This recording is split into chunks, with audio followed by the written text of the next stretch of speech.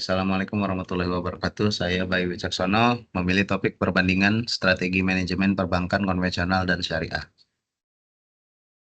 Pertama, definisi dan cara kerja. Perbankan konvensional mengandalkan bunga sebagai sumber utama dari keuntungan dengan fokus pada efisiensi dan profit maksimal. Sedangkan perbankan syariah menghindari praktik riba atau bunga dan menggunakan konsep bagi hasil atau jual beli sesuai dengan prinsip dalam agama Islam. Kondisi aktual perbankan konvensional. Kinerja utama dengan total aset dapat dilihat pada slide. DPK, kredit yang disalurkan, CAR, NPL, dan sektor pembiayaan. Sektor pembiayaan seperti kredit perbankan, segmen UMKM, dan dana pihak ketiga. Data tersebut disadur dari OJK, Bank Indonesia, dan portal berita ekonomi. Data tersebut per akhir 2024. Ini kondisi aktual dari perbankan syariah. Kinerja utama dapat dilihat total aset, market share, pembiayaan yang disalurkan, dana pihak ketiga, CAR, non-performing financing atau NPF, atau return on asset ROE.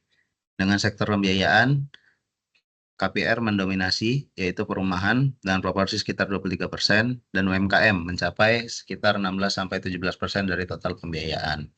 Data tersebut per akhir 2024 disadur dari OJK, Bank Indonesia, dan portal berita ekonomi. Nah, ini dia perbankan konvensional versus perbankan syariah.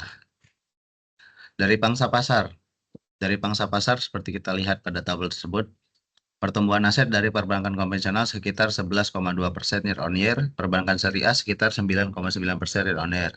Market share mayoritas pasar perbankan Indonesia kira-kira 90%. Perbankan syariah meningkat ke 7,7%, masih minoritas, yaitu masih didominasi oleh perbankan konvensional. Untuk pembiayaan, perbankan konvensional tumbuh 9-10% year on year. Perbankan syariah tumbuh 9,9% year on year, hampir sejalan dengan bank konvensional. Dari tabel tersebut, perbankan konvensional masih mendominasi pasar karena skala yang besar dan jangkauan yang luas. Sedangkan perbankan syariah menunjukkan pertumbuhan yang kompetitif, bahkan dapat menyusul atau mendekati tingkat pertumbuhan bank konvensional. Kinerja keuangan dan probabilitas. Aspeknya yang pertama ada CAR. Perbankan konvensional 23-25%, perbankan syariah 25,4%, sedikit lebih tinggi dari bank konvensional. NPL atau NPF, perbankan konvensional 2-3%, perbankan syariah gross NPF 2,12% dan NPF 0,79%, lebih baik. Dan ROE rata-rata untuk bank konvensional 1,5% sampai 2%. Perbankan syariah 2,4%, cenderung sedikit lebih baik daripada bank konvensional. Dari tabel tersebut, CAR kedua jenis bank menunjukkan posisi likuiditas dan modal yang sehat. Bahkan perbankan syariah lebih kuat. NPF syariah lebih terkendali, mungkin dikarenakan oleh prinsip bagi hasil dan risiko yang lebih hati-hati. ROE syariah sedikit lebih baik, menunjukkan efisiensi dan profitabilitas yang kompetitif, meski skalanya lebih kecil. Regulasi dan kepatuhan. Bank konvensional mengikuti regulasi atau aturan oleh BI dan OJK secara umum. Syariah, selain regulasi di atas, BI dan OJK, harus juga mematuhi fatwa Dewan Pengawas Syariah atau DPS, membuat proses pengawasan dan pelaporan pastinya lebih ketat dan kompleks. Regulasi yang harus dipatuhi oleh bank syariah menambah layer pengawasan yang dapat memperlambat inovasi produk. Namun hal ini memberi nilai tambah pada kepercayaan nasabah yang mencari produk halal. Digitalisasi dan inovasi.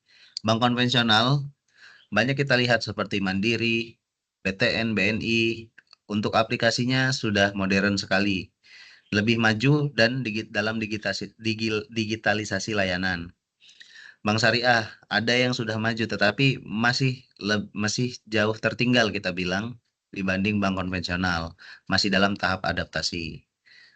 Nah, jadi perbankan syariah ini harus mengejar ketertinggalan ini untuk menarik milenial dan generasi sekarang yang digital native. Karena digitalisasi ini adalah kunci untuk menghadapi hal tersebut. Model bisnis dan pendapatan. Bank konvensional, pendapatan utama dari bunga pinjaman dan fee-based income. Model ini sangat tergantung pada suku bunga pasar. Sedangkan syariah, pendapatan dari bagi hasil atau mudharabah, jual beli murabahah, sewa, ijaroh, tidak menggunakan bunga, sehingga lebih stabil dalam kondisi fluktuasi suku bunga. Model syariah ini lebih resilient atau tahan terhadap perubahan suku bunga karena tidak bergantung pada interest. Namun, pendapatan syariah cenderung lebih kompleks dalam pengelolaan dan pelaporan karena berbagai jenis akad yang berbeda. Tantangan dan peluang. Tantangan untuk perbankan konvensional, persaingan ketat, tekanan margin resiko pasar global, karena bank konvensional jauh lebih banyak dibanding bank syariah. Sedangkan perbankan syariah, literasi keuangan rendah akan pengetahuan akan perbankan syariah. Produk kurang diminati atau kurang variatif dengan SDM yang terbatas yang meminati produk tersebut. Peluangnya, perbankan konvensional, ekspansi digital dan produk yang inovatif. Perbankan syariah, potensi besar dari populasi muslim terutamanya di Indonesia, inklusi keuangan syariah dan tren halal lifestyle. Perbankan konvensional harus terus berinovasi dan dapat mengelola risiko pasar global. Perbankan syariah punya potensi pasar yang besar dengan loyalitas nasabah yang baik, namun harus memperbaiki edukasi dan diversifikasi produk. Sekian yang saya sampaikan. Assalamualaikum warahmatullahi wabarakatuh.